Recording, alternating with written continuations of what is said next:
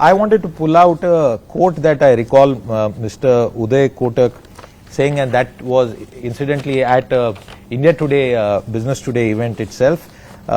He said that from a nation of savers, India is sort of going towards being a nation of investors. And I want to link that to the deposit mobilization challenge that the banking system has seen, although last 2-3 months we have seen some reversal in that. How do you see that entire matter? So look, I think Uday was absolutely right, as he usually is, a very smart man. I mean, just look at the way money is flowing into mutual funds through a SIP program every single month. It's stunning numbers, 21,000 crores, 23,000 crores, 24,000 crores. That's of course gross. There are redemptions as well. Plus, in fact, but there are break-offs as well at a very high rate. Exactly, but still a lot of money flowing into that, right? Obviously, the Indian consumer is actually financially more savvy than the American consumer or the UK consumer, and understands. And you are saying this as a global banker who is yes, I've seen that.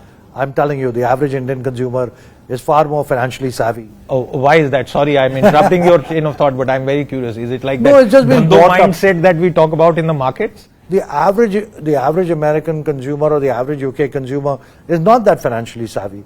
The Indian, it's in our blood, it's in our DNA. We are taught very early, how important money is and how you should be savvy about money. That's just the way we all have been brought up, right? That's not necessarily the way you're brought up in the US or the UK. So the average UK-US consumer is definitely not financially savvy, and you can get away with a lot of other stuff in the UK-US which you would never be able to get away with in India. The Indian consumer would, hold you out for that.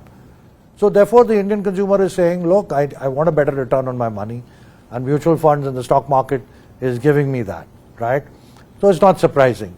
Now, having said that, deposits is usually a function of economic activity. And as long as there are heightened levels of economic activity, deposit levels continue. So even in a market like the US, where 61% of the people would have some kind of mutual funds or whatever, compared to 6 here, if you take, let's say, checking accounts, which is what we call current accounts, the level as a percentage of GDP has continued to be high. There will be a quarter when there will be some tightness, there will be some quarters when there will be less tightness, but generally speaking, deposits grow in line with GDP, right? So that, I think, will kind of continue. If you like the video, do like, comment, share and subscribe.